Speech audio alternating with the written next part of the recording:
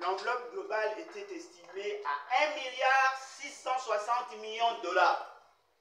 Juste pour la coordination, ils avaient droit à 210 millions de dollars. Et le reste, je dis ici, 1,450 milliard était destiné pour financer le projet de développement, entre guillemets, au niveau de nos territoires. Nous avons 145 territoires. Ils avaient prévu 10 millions de dollars par territoire. Et donc, vous comprenez, 10 millions multipliés par 145, ça fait 1,450 milliard. Ils avaient préconisé 3 agences pour la mise en œuvre. Il y avait le BSECO, il y avait le PNUD, et puis il y avait le CFF. Ce sont les 3 agences qui étaient retenues pour la mise en œuvre. Fort malheureusement, personne ne se soucie à faire l'évaluation. Mais moi, je peux vous démontrer ici, sur base de leurs propres données, que nous n'avons jamais atteint cet objectif. C'est-à-dire qu'il fallait construire des infrastructures de base, notamment les écoles, les hôpitaux, réhabiliter certaines routes des dessertes agricoles, soutenir les agriculteurs pour justement arriver, n'est-ce pas, à relancer l'économie à ces niveaux. Nous avons considéré que cette décision était irréfléchie et inconstitutionnelle, d'autant plus que la Constitution ne leur avait pas conféré le pouvoir. Mais si vous regardez dans la charpente institutionnelle, où l'organe qui était censé de mettre en place, de veiller sur la mise en œuvre, vous allez vous rendre compte que M. Félix Tshisekedi y figure. Parce qu'il y avait plusieurs niveaux de décision, et lui, il était dans la coordination politique avec le gouverneur. Et fort malheureusement, cela n'a pas été fait. Et la personne qui devait veiller sur la mise en application, c'était la ministre en charge du plan. Et à l'époque, c'était la dame qui est aujourd'hui Premier ministre. Et donc, vous comprenez dans ces tableaux, vous comprenez directement qu'il y a beaucoup de ramifications. Elle-même, elle avait dit que dans l'objectif, il devait construire plus de 2000 infrastructures de base. Et dans la même émission, elle a dit que c'était pratiquement dans les 500 qui représente pratiquement 25%. C'est-à-dire qu'il y a eu 25% de taux d'exécution. Mais je peux vous certifier ici, dans la plupart des cas, ces projets-là n'ont pas abouti. Nous avons des éléments sur Maïndomé, sur l'Équateur, sur plusieurs autres provinces. Ils n'ont pas su atteindre cet objectif parce que justement, il y a eu un problème de mégestion. Ils n'ont pas respecté la procédure. Donc, vous comprenez qu'il y a une volonté manifeste à détourner le fonds public. Nous avons un autre élément. C'est en rapport avec la création de structures parallèles. Je vais tenter de vous démontrer qu'à la présidence de la République, comme l'a dit M. Nicolas Kazadi pour le paraphraser, M. Nicolas Kazadi a dit qu'ils auraient créé 53 structures et dans la plupart des cas, ces structures sont budgétivores. Je vous donne juste un cas.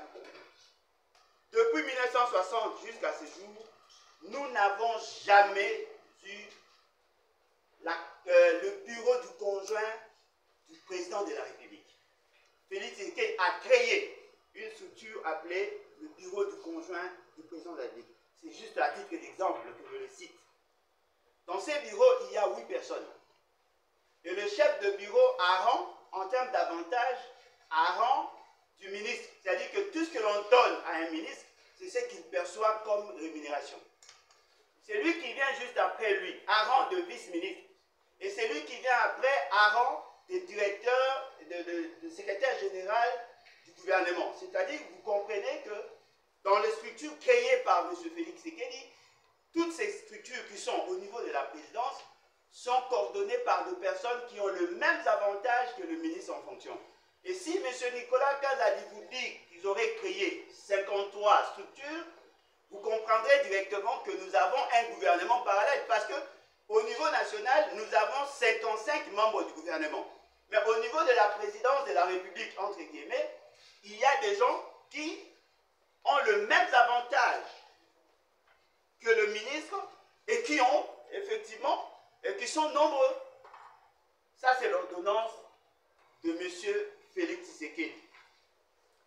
Dans cette ordonnance, dans son tableau, on vous dit tableau actualisé des équivalences des rémunérations et autres avantages sociaux de membres du gouvernement central avec ceux de membres du cabinet du président de la République par référence à l'équivalence des grades. Cela veut dire le directeur de cabinet de M. Félix Tshisekedi et le haut représentant et envoyé spécial en rang de vice-premier ministre. Les directeurs de cabinet adjoints, il y en a 4, en rang de ministre d'État. Le conseiller spécial, envoyé spécial, conseiller privé, chef de maison civile, chef de maison militaire, coordonnateur d'un service spécialisé créé au sein du cabinet du chef de l'État, le directeur du bureau du conjoint du chef de l'État, le médecin personnel du chef de l'État en rang de ministre. Le conseiller principal, assistant principal du directeur de cabinet, le représentant du président de la République auprès de la francophonie, le chef du service du protocole, directeur de la communication présidentielle, directeur de la presse présidentielle, ambassadeur itinérant, coordonnateur adjoint d'un service spécialisé créé au sein du cabinet, coordonnateur de sécurité interne, représentant personnel, intendant, directeur adjoint du bureau du conjoint du chef de l'État, assistant personnel, assistant financier du président de la République, assistant logistique du président de la République, chargé de mission, coordonnateur administratif, secrétaire particulier, secrétaire général auprès du président de la République, porte-parole, tous en rang de ministres délégués. Conseiller, secrétaire administratif, trésorier général, chef de service adjoint du protocole, directeur adjoint de la communication présidentielle, directeur adjoint de la presse présidentielle, porte-parole adjoint, secrétaire administratif du chef de l'État, chargé de relations publiques du chef de l'État, assistant du directeur de cabinet et du directeur de cabinet adjoint, tous en rang de vice-ministre. Officier d'ordonnance, chef des éléments de la garde rapprochée, chef de la communication, tous en rang de secrétaire général adjoint du gouvernement.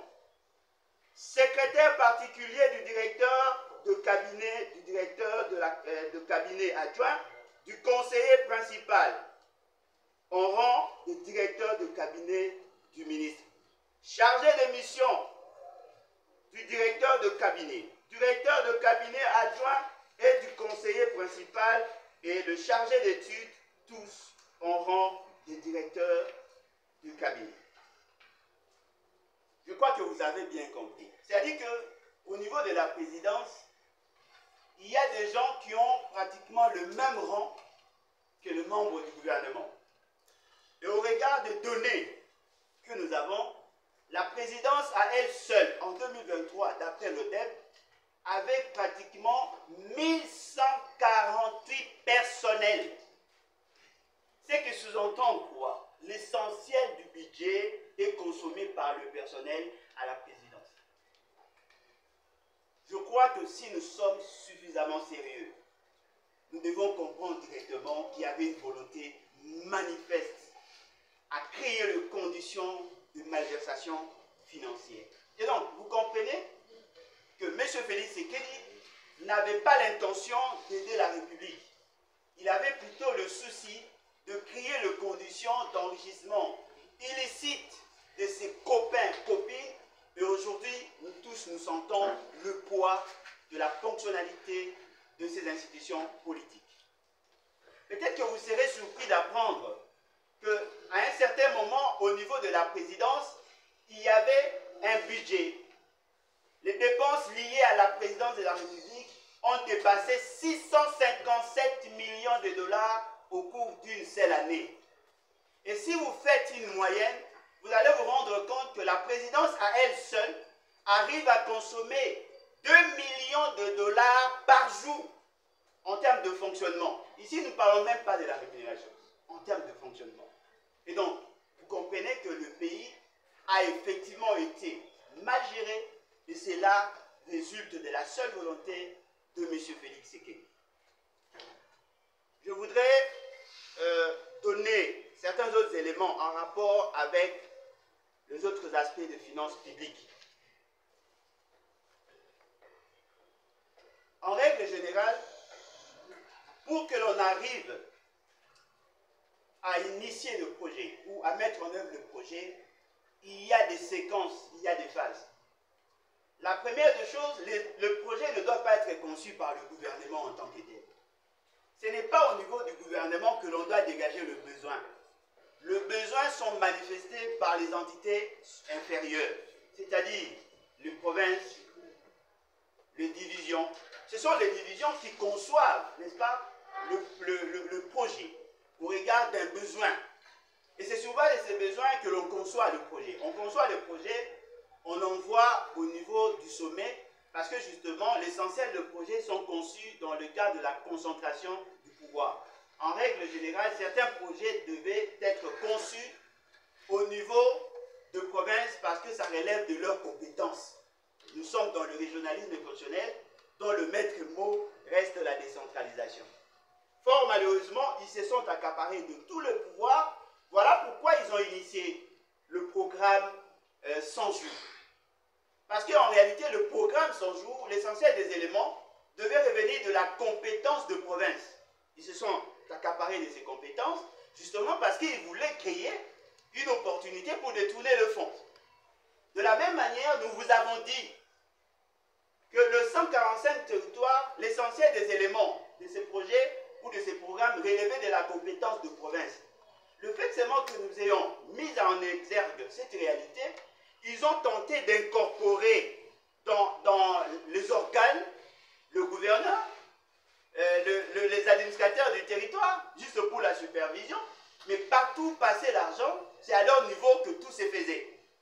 Vous voyez, la première instance, la coordination politique, deuxième instance, coordination stratégique, avec le Premier ministre ainsi que le ministre sectoriel. Vous avez la coordination opérationnelle avec la ministre en charge du plan et certains autres ministres sectoriels. Et il y avait d'autres structures parce qu'il y avait 5 niveaux.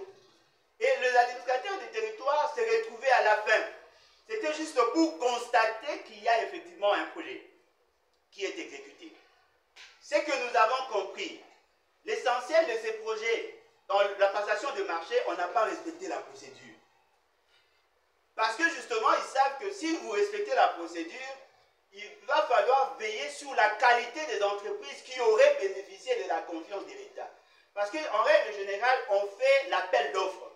Et cela permet, n'est-ce pas, aux entreprises qui ont la capacité de répondre aux exigences techniques et financières de ces projets, de donner des éléments. Et parmi ces éléments, il y a notamment l'expérience.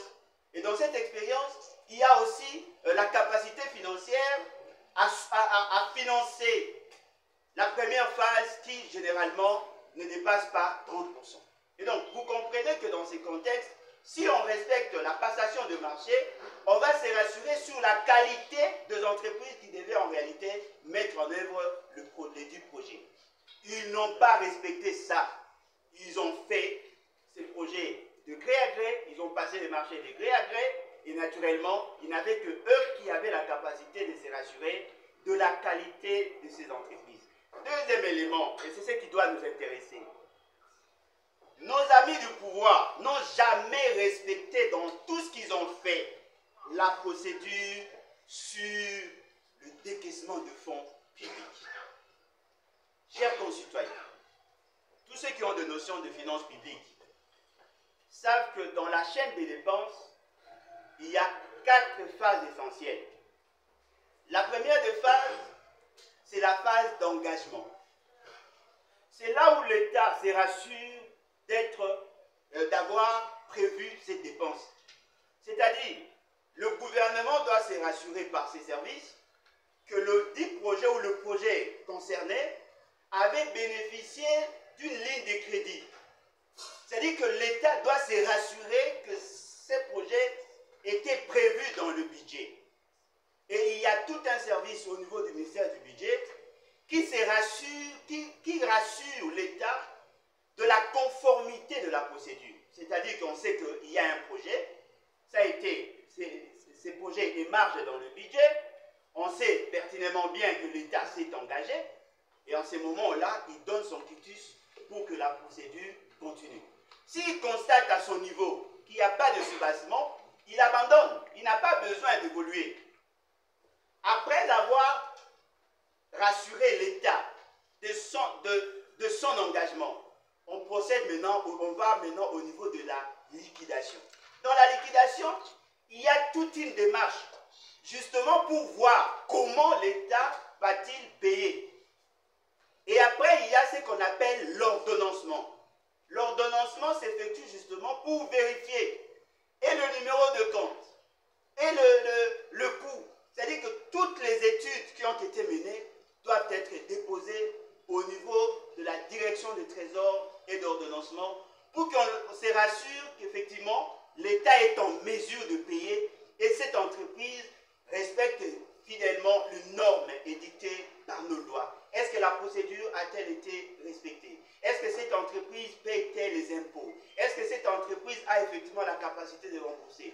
Est-ce qu'il y a eu un projet du plan de décaissement pour que l'on sache qu'est-ce qui va se faire et comment évaluer?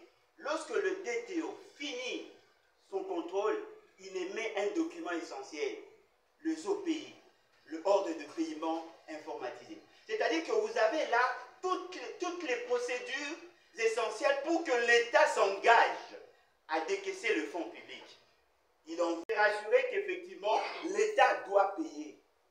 C'est après qu'on envoie auprès du ministre qui va intimer l'ordre de payer. Mais lorsqu'on intime l'ordre de payer, l'information que l'on envoie au niveau de la Banque centrale se fait à 2 niveaux. Premièrement, on envoie électroniquement les informations liées au projet au niveau d'une direction, au niveau de la Banque centrale. Il y a une direction que l'on appelle la direction des opérations. Et dans cette direction des opérations, on ne peut pas décrypter ou déchiffrer les informations sans avoir préalablement le code. Tout agent de la Banque centrale n'a pas accès à cette information. Seul le directeur des opérations qui en a la capacité parce qu'il dispose d'un code. On envoie une lettre au gouverneur pour donner la nature du décaissement. Et en règle générale, c'est comme ça que cela se fait. Mais fort malheureusement, dans la pratique, on se rend compte qu'ils ne respectent pas la chaîne des dépenses. Ils ont tendance à court-circuiter certains ministres, surtout le ministre du Budget, en faisant passer le document du ministère de Finances au gouverneur de la Banque centrale via le directeur des opérations sans que le ministre en charge du budget en soit informé. Et c'est à la fin qu'on lui demande de régulariser. Parce que toutes les dépenses qui s'effectuent doivent répondre à cette exigence-là. Le ministre du budget qui veille sur le respect du budget, parce que le budget est une composante essentielle de la loi des finances. C'est-à-dire que l'on doit veiller au respect strict de cette loi qui organise les dépenses publiques dans l'État. Le fait seulement qu'ils n'ont pas respecté la procédure ils vont outrepasser leurs compétences, ou sinon, il y a dans la LOFIP, il y a une norme qui voudrait assez que l'on prenne des décisions exceptionnelles dans des cas exceptionnels. Voyez-vous, ce n'est pas interdit de décaisser l'argent sans respecter la chaîne des dépenses, mais il faudrait procéder par la régularisation à la suite. Mais la loi prévoit les matières, le cas exceptionnel. Ce n'est pas pour tous les projets. En ces moments-là, on vide l'État de sa capacité à contrôler. Or, comme vous le savez, dans la gestion, de manière classique, la fonction qui permet aux gestionnaires de corriger les imperfections de gestion, c'est la fonction contrôle. Parce que si vous regardez dans le fonction managériale, en dehors de la planification, organisation, direction, il y a une quatrième fonction qui est la fonction contrôle. C'est grâce au contrôle qu'on amène les mesures de mitigation. C'est grâce au contrôle qu'on veille sur l'application stricte de ce qui est prévu. Alors, le fait seulement qu'ils ne veulent pas passer par le contrôle, ils créent des mécanismes exceptionnels en vous disant, par exemple, nous sommes avant campagne, on doit décaisser l'argent d'urgence pour plaire au chef. Et dans ce contexte-là, le gouverneur de la Banque centrale ne peut pas s'y opposer. Il vous souviendra, lors du congrès de 2019 de M. Félix Tshisekedi, je crois que c'était son premier congrès, face à l'Assemblée nationale et au Sénat, M. Félix Tshisekedi vous a dit qu'il avait l'intention de construire des logements pour les militaires. Et il y avait un ministre de l'époque, Sélé Alabouli, qui s'était constitué en obstacle. Justement parce que Sélé Alabouli voulait appliquer ce qui est dit par le manuel de procédure. Et à la fin, vous connaissez la suite. C'est-à-dire que si on respecte la procédure, avant même que l'État ne s'engage à décaisser l'argent, on va déceler le faille. On va empêcher à ce qu'il y ait détournement. Mais le fait seulement que l'ordre vient d'en haut et que nous sommes dans une gouvernance d'oralité, on n'a pas besoin de documents. L'essentiel pour eux, c'est d'avoir l'essentiel pour eux, c'est d'avoir le cutus de la personne que vous présentez généralement comme chef de l'État. Et c'est comme ça qu'on crée la désolation et les détournements. Alors, je voudrais à ce stade vous dire, si déjà en termes de rémunération, ils gagnent plus, en termes de traitement, parce qu'ils ont tous rang de ministres, et ainsi de suite, mais en même temps, ils ont le pouvoir de détourner le fonds public par des initiatives privées et qu'ils essaient de revêtir un caractère légal en socialisant leur démarche de détournement. Et au finish, vous allez vous rendre compte, il n'y a que le peuple qui en pâtit. Parce que c'est comme ça que vous trouvez l'essentiel de ceux qui sont au pouvoir ont une obésité financière. Ils ont beaucoup d'argent. Justement parce qu'ils créent des mécanismes hétérodoxes qui leur permettent de s'enrichir de manière insolente. Et à la fin, ils vous lancent dans ce genre de procès où on présente le faux criminel alors que le vrai criminel reste impuni. Je prends le cas du fameux programme 100 jours. On vous a présenté Caméré, n'est-ce pas, comme l'initiateur du projet. Je tiens à vous dire, le programme 100 jours, c'est le programme de M. Félix Tshisekedi. C'est lui qui l'a présenté à l'IMT, c'est lui qui a eu à évaluer à 3 niveaux, c'est lui qui a intimé l'ordre de l'exécution, c'est lui qui a transféré le pouvoir d'agir à tous ceux qui sont intervenus. Et donc, vous comprenez au finish que c'est lui qui devait en réalité porter la responsabilité. On a jugé Caméré, il a été condamné à la première instance de 20 ans, il a interjeté appel pour être condamné cette fois-là à 13 ans, et la Cour de cassation a tout cassé, fort malheureusement, il a cassé et la procédure et les finances publiques, parce que jusque-là, personne n'a récusé l'argent. Donc vous comprenez que ce sont des pratiques politiques qui permettent à ceux qui posent des actes répréhensibles contre l'État d'être protégés, pas cette fois-là par le politique, mais par les judiciaires. Ce sont les judiciaires qui protègent ceux qui sont détourneurs de fonds publics. Deuxième cas, vous prenez le cas de Matata Pogno. Je crois que je vais insister là-dessus parce qu'il y a à boire et à manger. Monsieur Matata Pogno et son gouvernement, légalement, ont initié un projet. Le fameux projet de Bukangalonzo, que j'ai critiqué par ailleurs.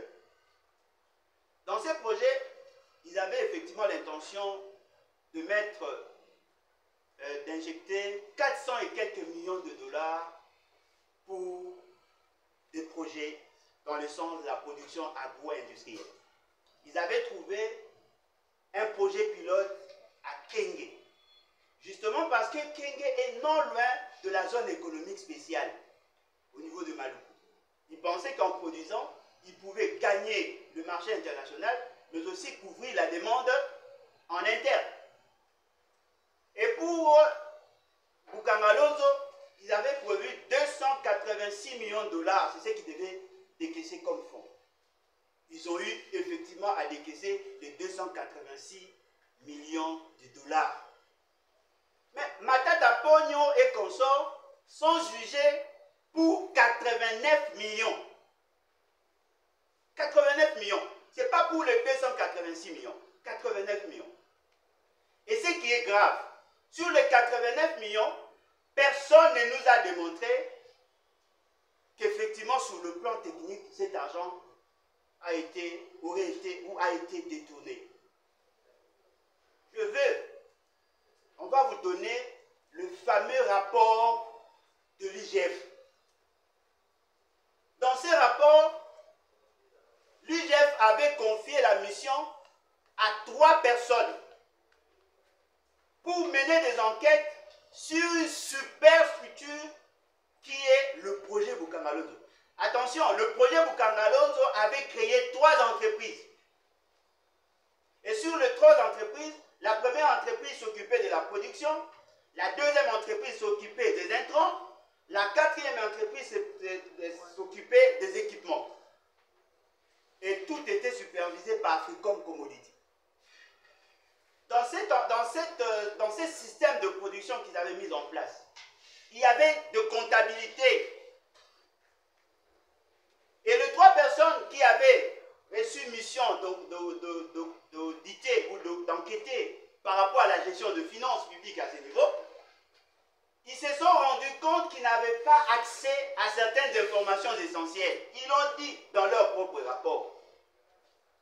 Et ils ont déduit par la suite que l'argent serait détourné. Or, Africom Commodity, par Gobler, reconnaît avoir perçu l'argent. Reconnaît effectivement avoir perçu l'argent. Et dans l'argent perçu, ça correspond pratiquement au montant. Mais il y a un élément technique que la Cour constitutionnelle ne veut pas considérer. Ce sont le SWIFT. Parce que généralement, lorsqu'on effectue des opérations financières, et surtout par voie bancaire, il y a des frais bancaires à payer, n'est-ce pas? Dans ces frais bancaires, il n'y a pas que le frais que l'on paie à la banque. Mais il y a aussi un autre problème qui apparaît, la question de la parité. L'argent qui a été décaissé dans le cadre de ces projets était transféré à un compte bancaire en Afrique du Sud. Dans l'économie sud-africaine, on n'utilise pas le dollar comme chez nous. Les opérations se font en monnaie locale. Mais lorsqu'on fait les transferts d'un compte congolais vers le compte sud-africain, il y a de frais à payer. Non seulement le frais bancaire, mais il y a aussi le cas de parité, le cas de taux d'échange. Parce que nous n'appliquons pas le même taux. Et lorsqu'on fait ces transferts, il y a une quantité d'argent qui se perd dans ces opérations. Je prends un cas. L'essentiel d'entre vous ont le numéro M-Pesa. Vous avez des comptes M-Pesa en francs et en dollars, n'est-ce pas? Quelqu'un qui vous doit 20 $, qui voudrait effectuer une opération de paiement, il a l'argent en dollars, mais il doit vous l'envoyer en francs congolais parce que vous ne voulez pas qu'on vous envoie en dollars, parce que vous avez ce qu'on appelle le rallonge. Vous devez à l'opérateur l'argent. Comment il doit procéder? Il doit vous transférer de 20 dollars, lui-même va constater qu'on va défalquer le frais de transfert. L'argent qu'il vous envoie sera au taux d'achat et au taux de vente de dollars. Vous allez percevoir 28 000 multiplié par 2. Mais quand vous allez faire sortir l'argent pour payer cette fois-là, acheter les dollars, vous allez convertir à 2885. C'est-à-dire que dans ces opérations, il y a les frais à payer. Et je crois que tout le monde comprend ça. C'est ce qui s'est passé avec le fameux projet de Boukangalose. Et le procureur général près de la Cour constitutionnelle, ne cherchons pas à associer les techniciens pour démontrer le côté technique de la procédure, il va prendre une décision sur ce point-là sans nécessairement intégrer l'aspect technique. Deuxième élément, c'est par rapport à la responsabilité des uns et des autres. Je commence d'abord par la responsabilité de M. Matad. Au-delà du débat sur les immunités ou pas, M. Matata, en tant que Premier ministre, est en droit d'initier le projet Boukangalose parce que cela relève de la compétence de son département ou de son institution, le gouvernement. Cependant, il n'a pas respecté certaines procédures en termes de passation des marchés. Mais ce qui est vrai, dans la plupart des cas, il n'a pas aussi respecté la procédure en termes de décaissement de fonds. Parce que l'argent ne sortait pas en respectant la chaîne des dépenses. L'essentiel de financement qui ont été effectués se faisait en mode d'urgence. Et nous allons vous apporter des éléments. Justement parce qu'ils n'ont pas respecté ça, ils ont été rattrapés par la suite. Parce que la traçabilité n'a pas été effective du fait qu'ils n'ont pas tenu compte de ces éléments-là. Et la conséquence aujourd'hui, ils répondent devant la justice, bien que la procédure n'est pas jusque-là respectée. Deuxième élément, le gouverneur de la Banque centrale. C'est là où maintenant nous fustigeons le comportement du juge ou le comportement du procureur. Le gouverneur de la Banque centrale, en règle générale, n'intervient pas dans la chaîne des dépenses. Nous vous l'avons démontré et nous vous donnons le document qui insiste là-dessus. Le gouverneur de la Banque centrale, c'est lui qui gère l'institution Banque centrale. C'est lui qui gère l'hôtel de monnaie.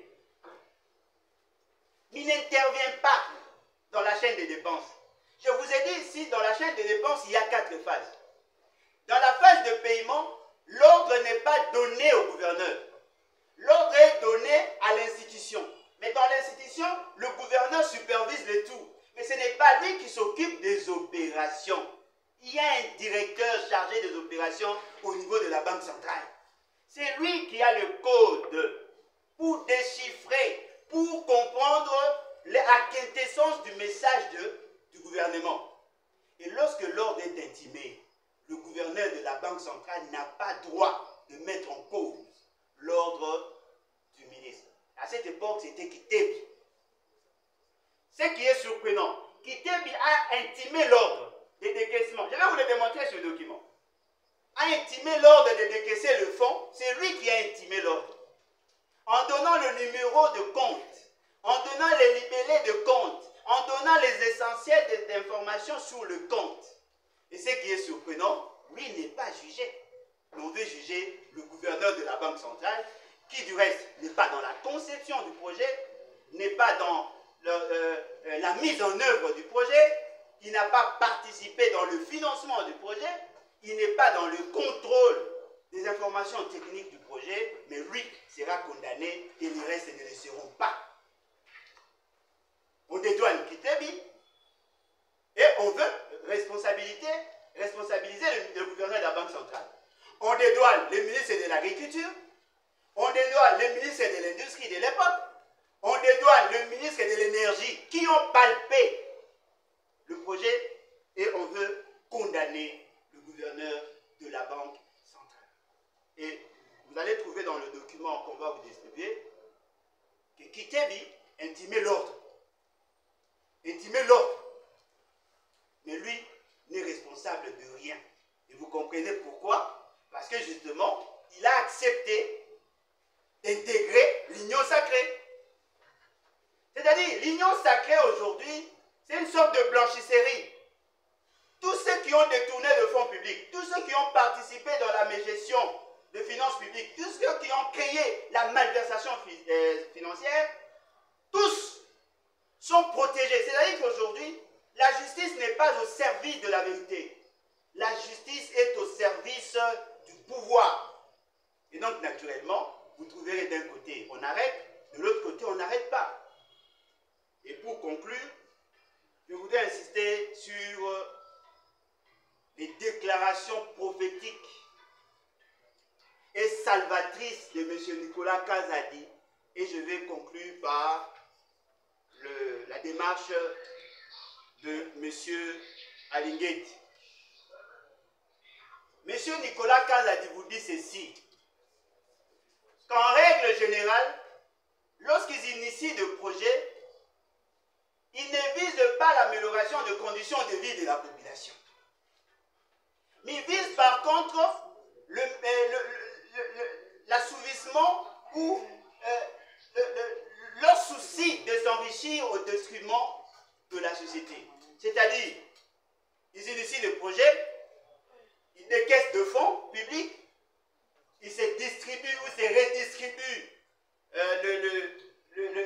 l'argent public, et c'est après qu'ils réfléchissent sur le comment justifier les décaissements de fonds. Je ne sais pas si vous avez compris la gravité de ce qu'il a dit. C'est-à-dire qu'il vous dit, l'État congolais aujourd'hui est géré par des cannibalistes, est géré par des vampires, de vautours, des charognards, des gens qui viennent détourner le fonds public et par la suite justifier les décaissements de fonds. C'est par exemple le fameux programme de 145 territoires, nous l'avons cité.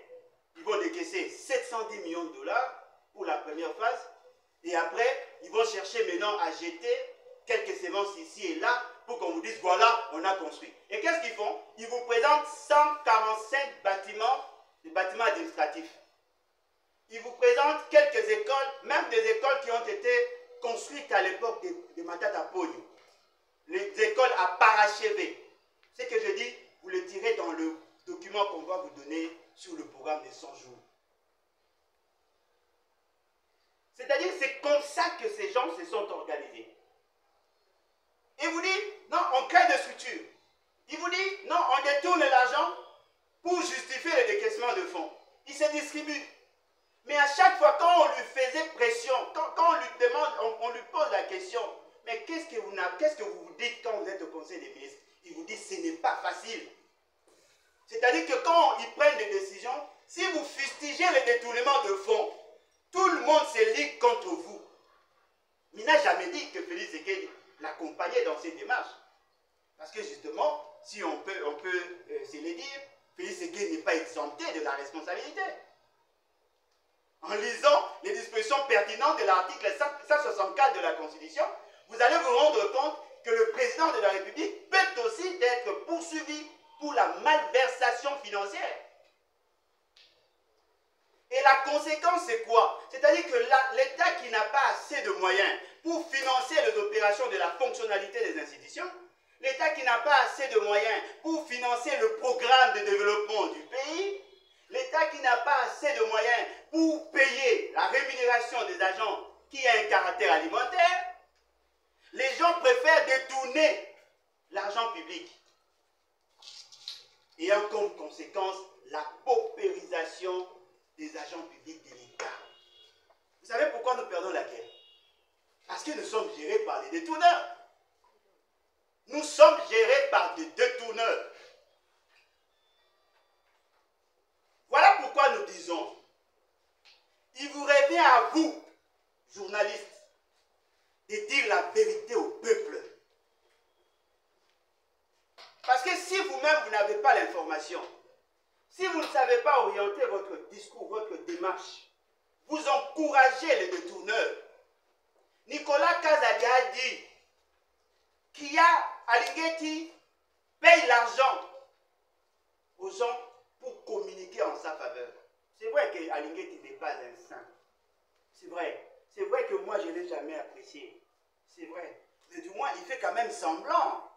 Il fait quand même semblant de contrôler. Il a été sanctionné. Alors, je vous donne juste certains éléments. Il y a un dossier, n'est-ce pas, avec Perenco, de plus de 192 millions de dollars. Il y a une enveloppe de 10 millions de dollars qui est donnée à la population riveraine. S'il vous plaît, chers journalistes, allez vérifier où en sommes-nous avec la gestion de ces fonds. Alingueti a initié une enquête dans ce sens-là. Cette enquête risque de ne pas être publiée. Il y a le dossier de Camille. Il y a le dossier de la caisse pour les agents publics de l'État. Vous savez qu'on a fait des achats, on a acheté des immeubles ici et là. Vous savez qu'il y a beaucoup de dossiers en termes de finances. Monsieur Alingueti a fait une interview où il a démontré qu'à Lualaba, il y a des gens qui ont détourné le fonds public. Près de 200 millions de dollars. Il y a autant de dossiers liés aux finances publiques qu'il a eu à fustiger. Mais, à la fin, qu'est-ce qu'il y a eu? Il a été sanctionné pour avoir dénoncé. Ce qui est grave, Nicolas Kazadi a été cité dans le sale dossier. Il n'a jamais été inquiété. Mais le jour où il a pris le courage de dénoncer, qu'est-ce qu'on nous apprend, bien qu'il n'ait pas la certitude, qu'il serait arrêté. C'est-à-dire dans ces pays, on arrête les dénonciateurs, on n'arrête pas les détourneurs.